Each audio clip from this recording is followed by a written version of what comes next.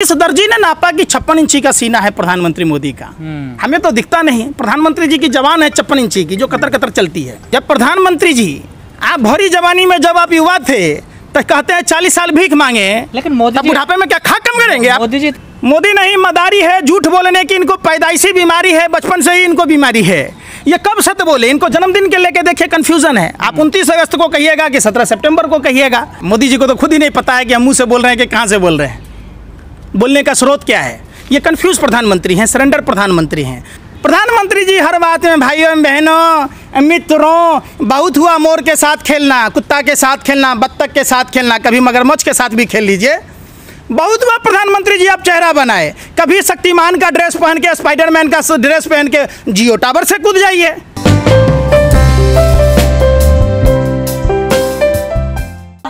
Sir, जिस प्रकार से राजनाथ सिंह ने संसद में कहा है कि चाइना जो है वो तेजी से घुस रहा है और हमारे सैनिकों को शहीद कर रहे हैं उसने, और मोदी जी एक तरफ कहते हैं ना कोई घुसा है ना कोई घुस आया है, कैसे देख रहे हैं इस चीज़ को? भाजपा मदारियों की पार्टी है, ये पूरी मदारियों की टोली है।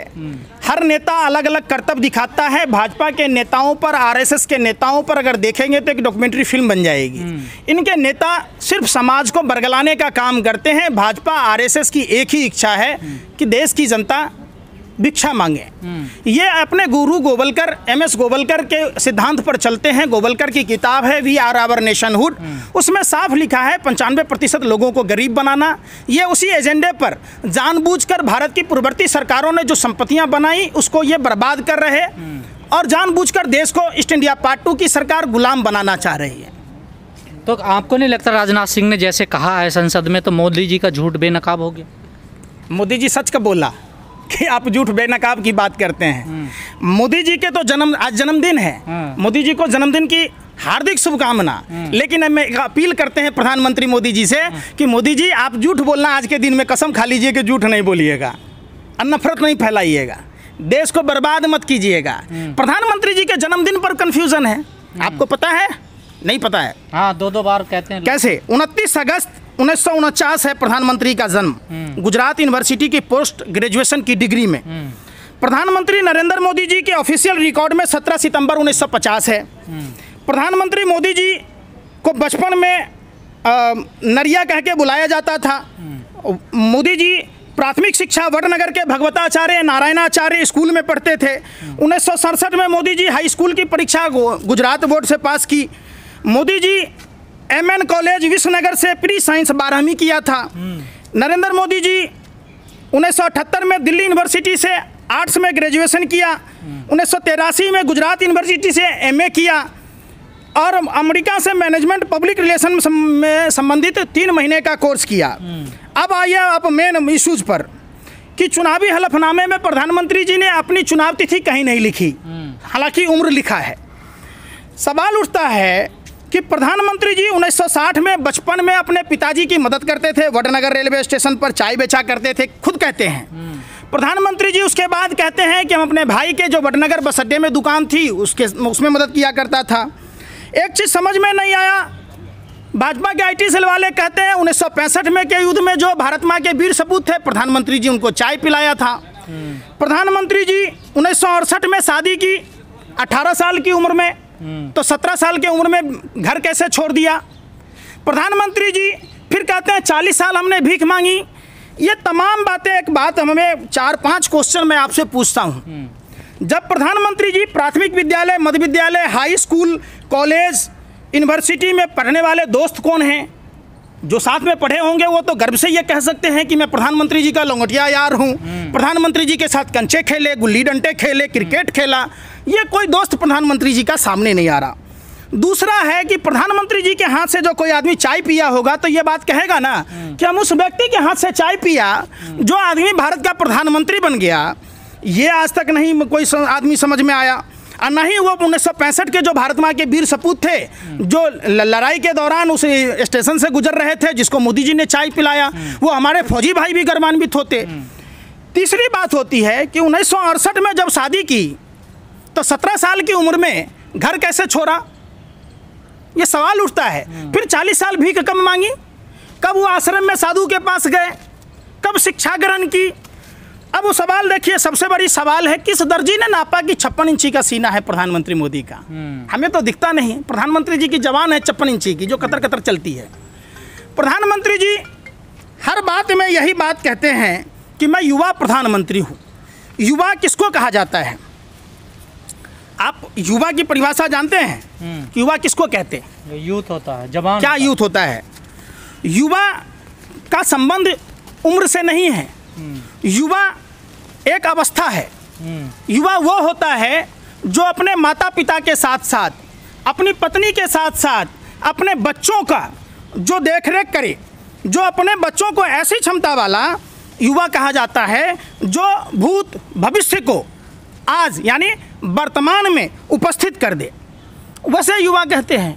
जब प्रधानमंत्री जी आप भरी जवानी में जब आप युवा थे तो कहते हैं 40 साल भीख मांगे, लेकिन मोदी जी बुढ़ापे में क्या खा कम करेंगे आप? मोदी जी इतना झूठ कैसे बोल लेते हैं, इतना अच्छा झूठ? मोदी नहीं, मदारी है झूठ बोलने की। इनको पैदाइशी बीमारी है, बचपन से ही इनको बीमारी है।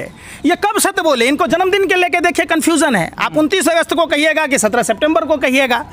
नरेंद्र मोदी जी पूरे विश्व में इससे बड़ा झूठा का सरदार, झूठ बोलने वाला, लंबी लंबी फेंकने वाला, घाट घाट पर वाणी बदले, कोस कोस पर कपड़ा, हर प्रदेश में लंबी लंबी फेंके, इसी का नाम नरेंद्र दामोदर दास मोदी है।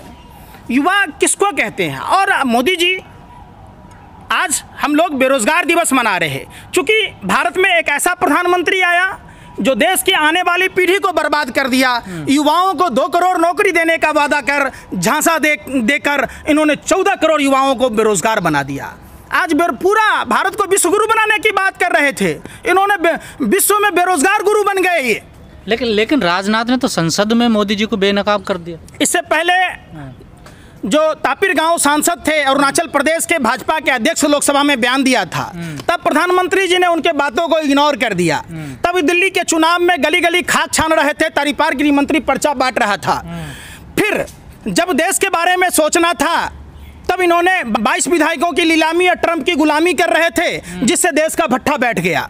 23 मार्च तक जब तक व्यापम घोटाला वाले आटा चोर कंस मामा के मुख्यमंत्री की ताजपोशी नहीं कराई, उन विधायकों की खरीद फरोख्त कर, तब तक देश को कोरोना छुपा के रखा।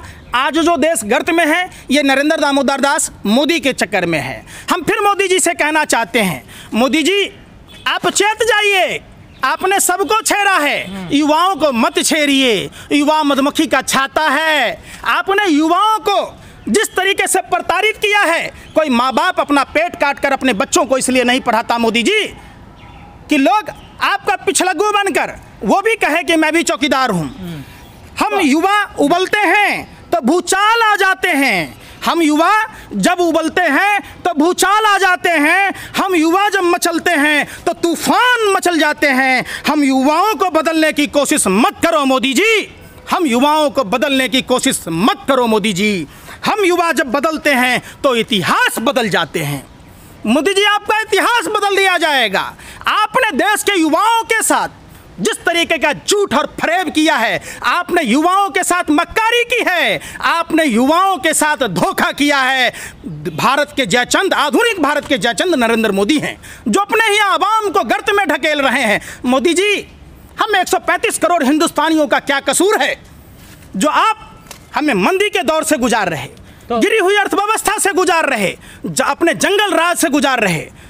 देश तो कब से मंदी से उबर जाता। जो रक्षा मंत्री हैं, ये 70 साल का अपरिपक्व युवा, मंदबुद्धि का युवा आरे आ रहा है। ये इतने दम्भी अहंकारी हैं, इनके दम्भी अहंकारी अज्ञानी हैं मोदी जी, कोरा गप्पू हैं। देश ने मान लिया कि ये मंदबुद्धि का फेंकू 70 साल का अपरिपक्व युवा प्रधानमंत्री ही पप्पू है।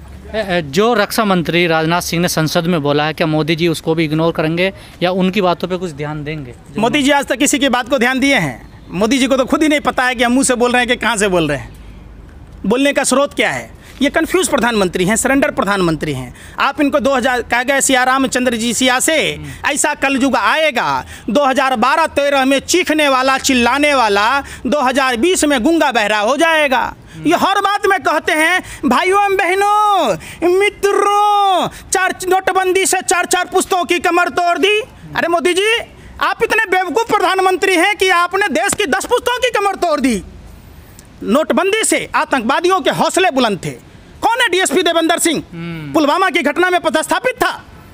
वो कार किसकी है जिसमें 300 किलो आरडीएक्स था, जिसके कारण भारत माँ के वीर सपूत शहीद हुए?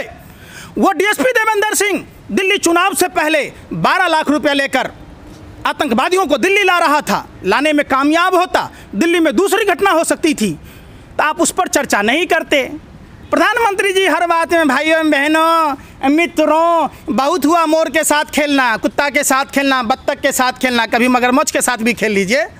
बहुत हुआ प्रधानमंत्री जी आप चेहरा बनाए, कभी शक्तिमान का ड्रेस पहन के, स्पाइडरमैन का ड्रेस पहन के जियो टावर से कूद जाइए, कौन मना किया है?